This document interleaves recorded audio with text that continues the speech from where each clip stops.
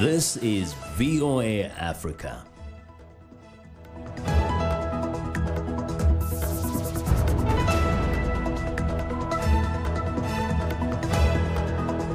Good evening, I'm Esther Githu-Ewart. It's Monday, December 23rd. This is Africa 54. Two of Africa's most vocal opposition leaders discuss ways to move African politics away from authoritarianism and towards accountability. Angolan Foreign Minister Manuel Domingos Augusto explains how his government is working to resolve conflicts in South Sudan and the Central African Republic. And why are Ugandans embracing equestrian sports? We'll explain.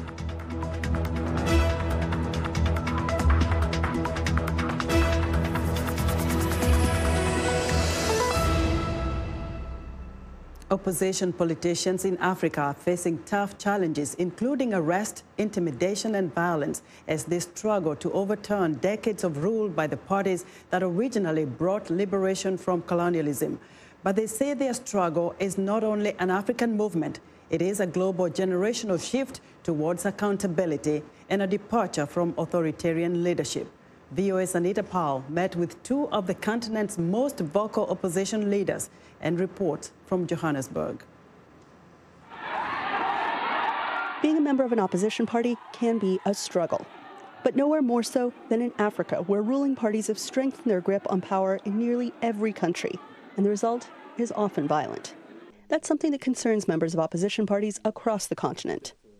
The incarcerations that are taking place of opposition leaders, the violence that is taking place, is a deep concern. We're finding that it cannot be that you live in a continent where the leader of opposition in Tanzania is shot just for standing up for something.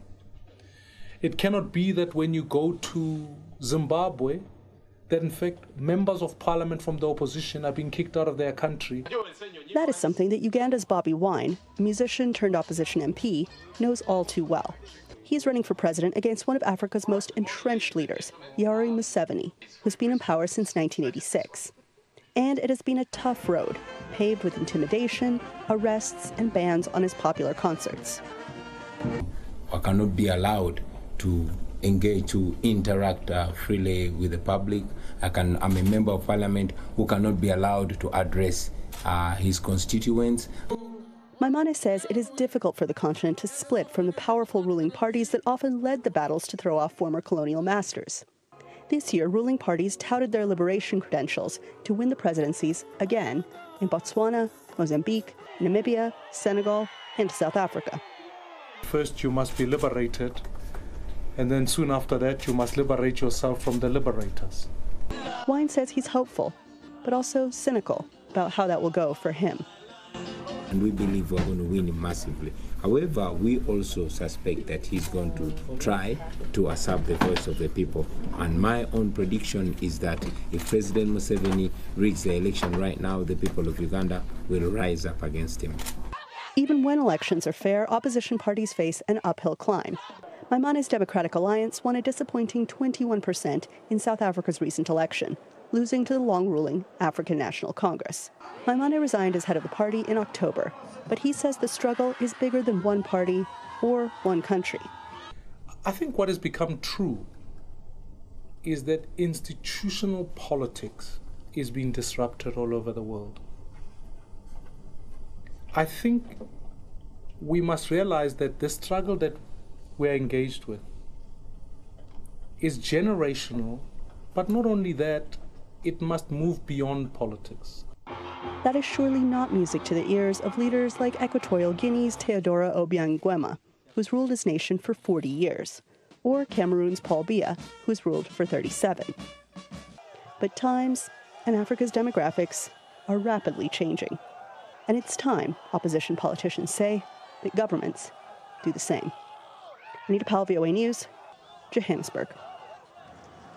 Algeria's powerful army chief, Lieutenant General Ahmed Gaed Salah, has died, according to state media reports on Monday. The army leader was instrumental in bringing down longtime former President Abdelaziz Bouteflika. The 79-year-old's death comes at a time of mass protests across Africa's largest country as people demand that the ruling elite relinquish power and that the influential military step back from politics. President Abdelmadjid Tebboune has announced that the head of Land Forces, General Said Chengriha, will take over as acting chief of staff of the armed forces. The army's prominent role was underlined last week at Tebboune's inauguration, during which he embraced Gaed Salah and presented him with an Order of Merit shortly after being sworn in. Gaed Salah televised speech earlier this year urging President Bouteflika to quit led to the veteran leader's swift resignation. There may be finally justice for the killing of Saudi journalist Jamal Khashoggi in Istanbul in October 2018. Saudi Arabia sentenced 5 people to death on Monday and 3 more to jail terms totaling 24 years for the heinous crime. While reading out the trial verdict, Saudi Deputy Public Prosecutor and spokesman al-Shalaan said the court dismissed charges against the remaining 3 of the 11 people that had been on trial, finding them not guilty. Shalaan says the investigation showed the killing was not premeditated and occurred at the spur of the moment. Khashoggi was a U.S. resident and critic of Saudi Crown Prince Mohammed bin Salman, the kingdom's de facto ruler.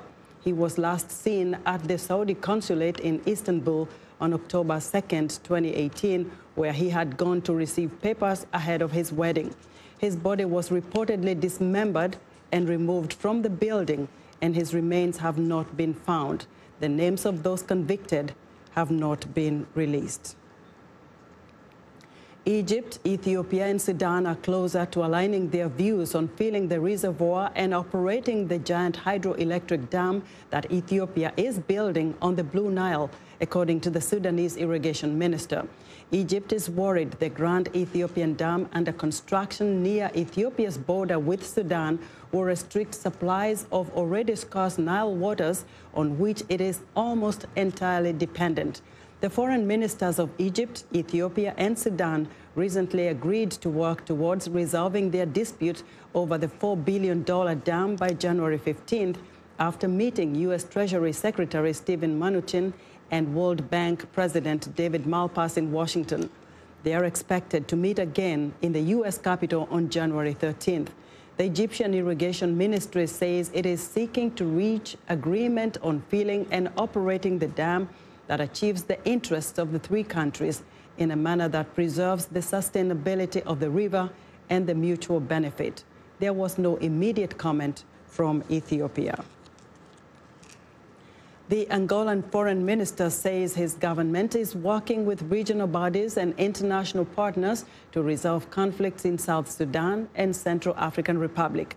Angola is also helping to resolve tensions between Uganda and Rwanda.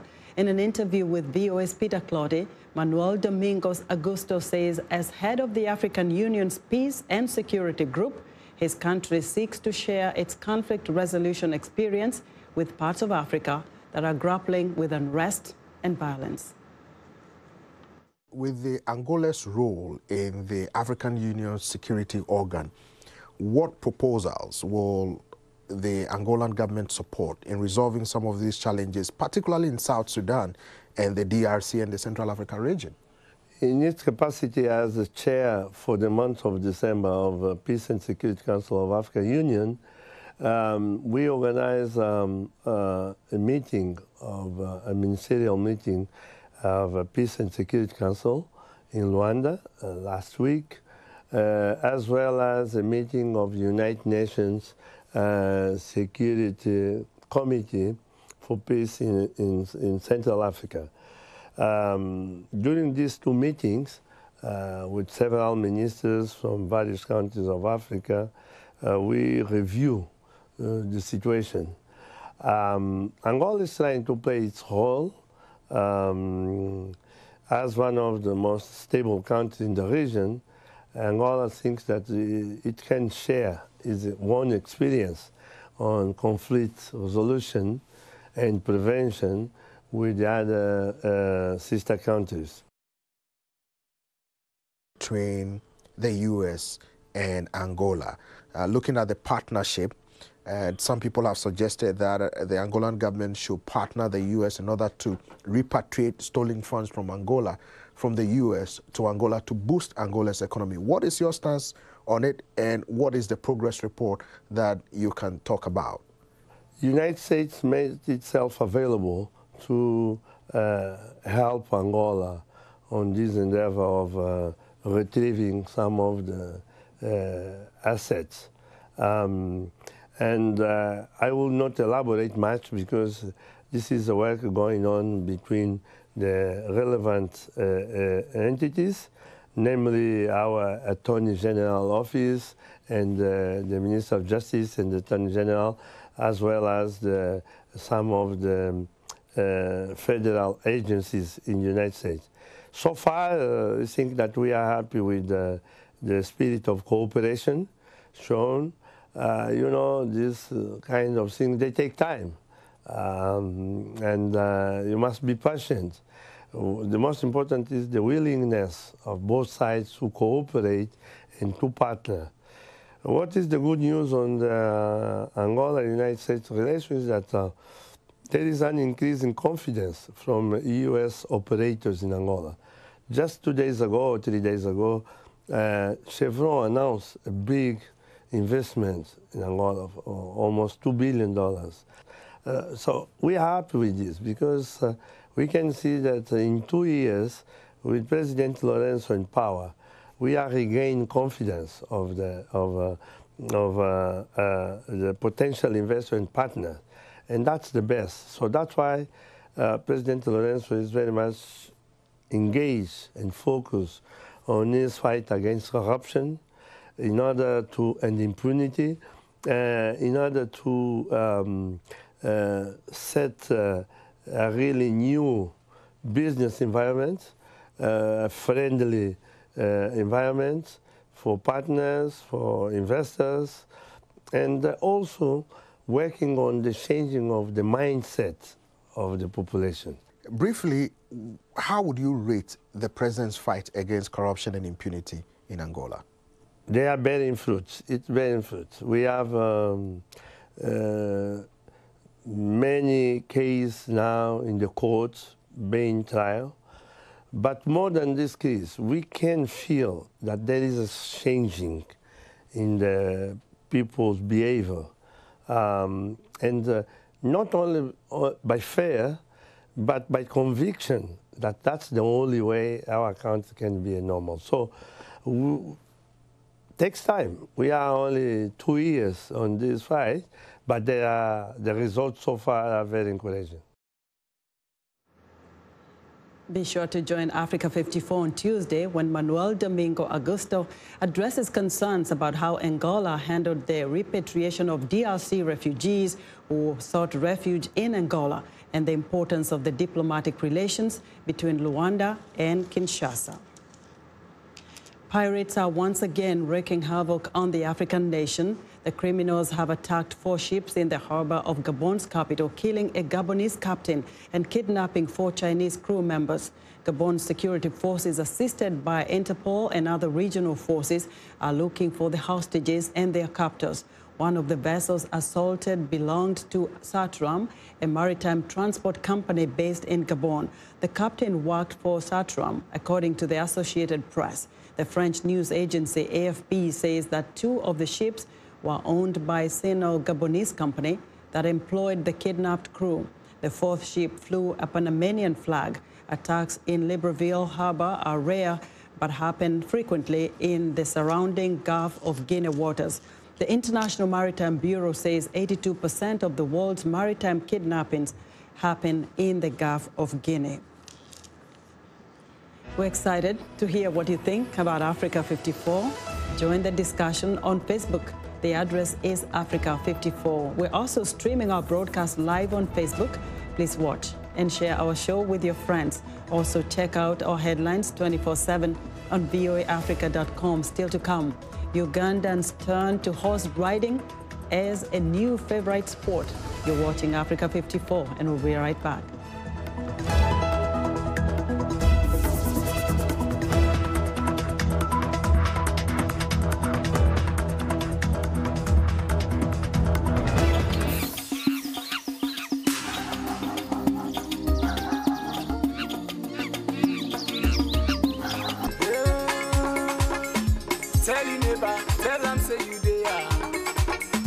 Tell 'em, say you there. Tell your neighbor, tell 'em, say you there. Tell 'em, say you there.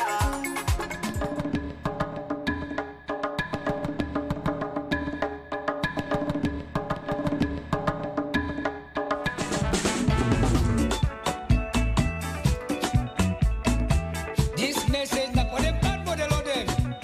With a sit up.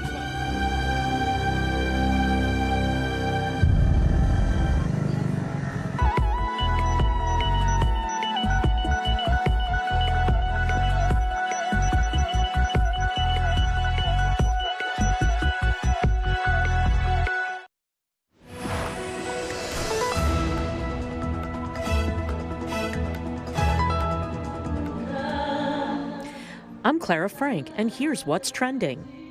When Oluchi Odi gets into character as Bintu, a young girl displaced by violence in northeast Nigeria, the emotions are sometimes too much to bear. This musical centers around a girl whose dreams of going to the university are shattered when insurgents attack her hometown and abduct her father. It features an all-Nigerian cast of 20. A decade-long Islamist insurgency has killed some 30,000 people and forced 2 million to flee their homes. The aim of the musical, which is backed by the World Food Program, is to raise awareness among Nigerians about the scale of the crisis. But it's also to carry a message of hope, showing that humanitarian assistance and developing resilience can help conflict-affected families to rebuild their lives. Next up, step aside foams and plant-based food. The cutting edge of food may not even include food. That's the idea of the Aero Banquets RMX, a mixed reality art and dining experience currently on the menu at New York dining mecca James Beard House. In practice, virtual reality eating allows diners to see a VR representation of their food through goggles they wear while dining. Tickets cost $125 per person for the 1-hour experience that includes more than 7 rounds. And finally, with Christmas 2 days away, the U.S.-Canadian military officials in charge of tracking Santa Claus's trip are putting the final touches on their control room to make sure children everywhere get their presents on time. The North American Aerospace Defense Command, based in Colorado Springs, is tracking the jolly red-robed globetrotter as he zips around the world with his sled and his trusty reindeer crew, and occasionally an escort of 2 fighter jets. Tracking Santa dates back to 1955, when a local ad to speak directly with Santa printed the wrong phone number, instead directing children to a military defense operations center. Officers on duty fielded the children's questions that night and have continued to do so ever since. And that's what's trending today. The U.S. Congress is in recess after the House of Representatives voted to approve 2 articles of impeachment against President Donald Trump, stemming from a phone call in July with Ukraine's president, in which Trump urges an investigation of a political rival. Nancy Pelosi, Speaker of the House, and Democratic leaders in the House must now decide when or whether to send the articles to the Republican-controlled Senate, where some of the top senators have already said they do not intend to act as impartial jurors. VOA's Arasha Basadi has more.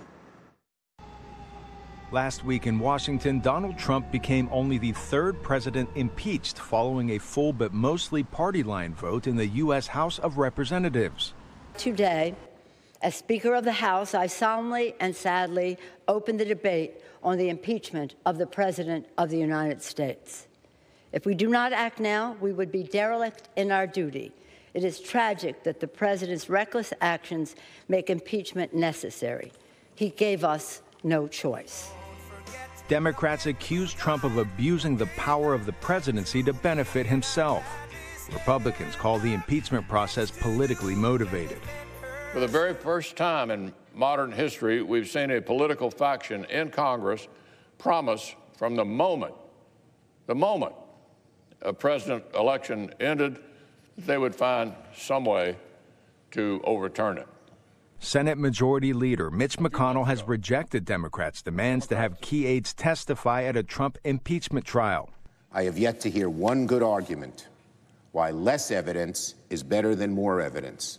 4 witnesses, only those with direct knowledge of the charges made by the House, only those who could provide new, relevant, and potentially illuminating testimony. Senators would act as jurors in an impeachment trial. One of them said Sunday the charges against Trump are pretty thin gruel. I will support the president in the type of trial he wants and the types of witnesses he wants to bring.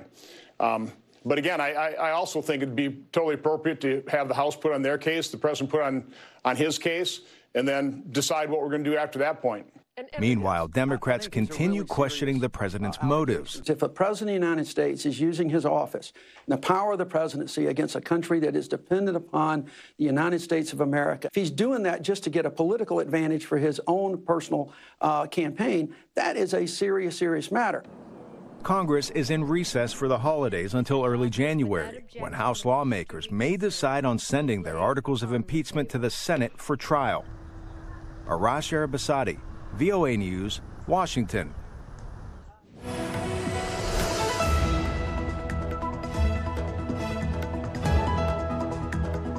It's time for our Monday Sports Report. And joining us now is Sunday Shomari. Hello, Sunday. Hello, Esther. It's your time. Take it on. Thank you.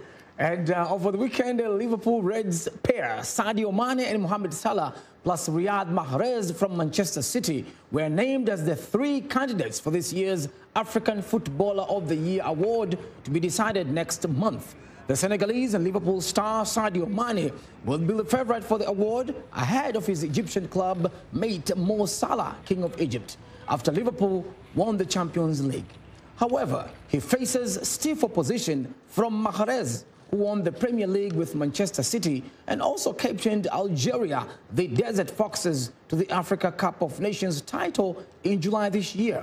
The nominees were named on Sunday after being selected by a panel of technical experts from the Confederation of African Football, plus former players and also media.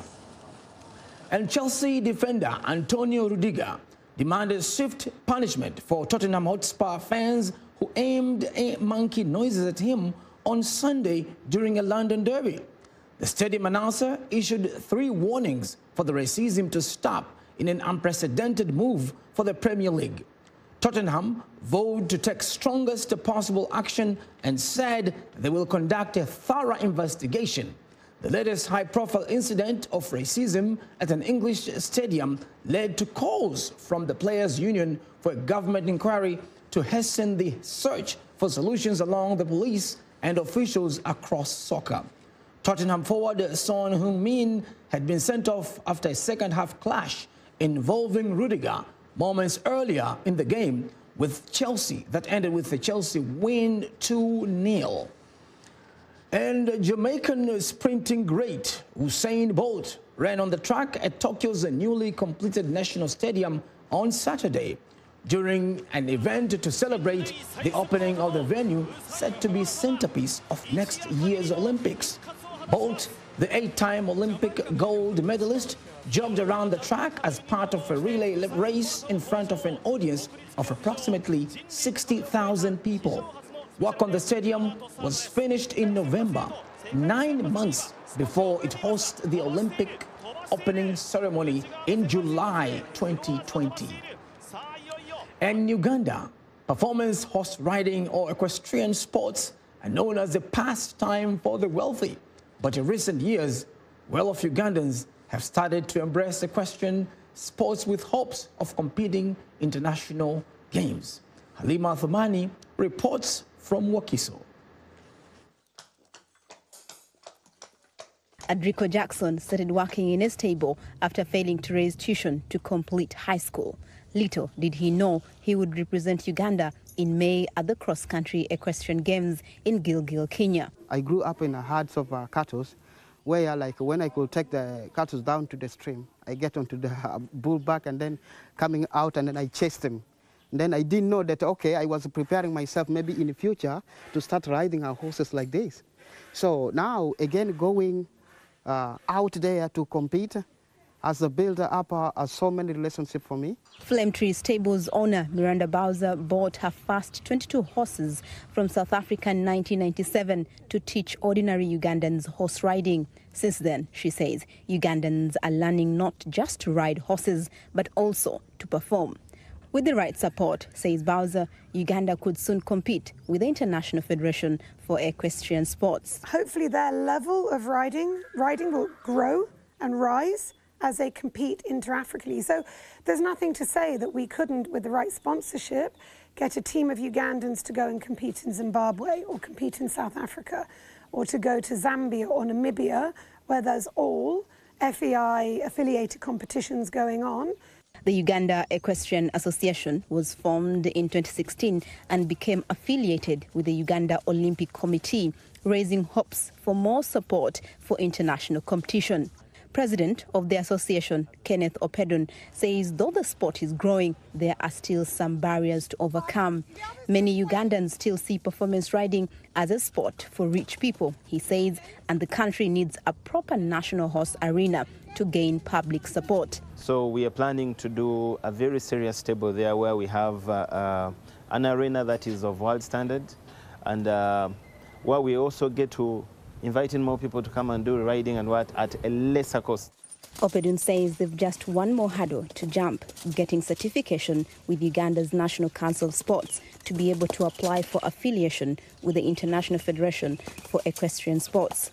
Meanwhile, Uganda's jockeys in May will still compete in Kenya against the host and other well-known equestrian African countries such as Namibia, South Africa, Zambia and Zimbabwe. Halima Athmani for VOA News, Wakiso, Uganda. Well, less wealthy has a chance too to do that sport. Thanks a lot to Halima Athmani. And that wraps our sports for today. Back to you, Esther. Thank you so much, Sunday. Great sport today. All right. Join Sunday Shomari next Monday for another Africa 54 Sports Report.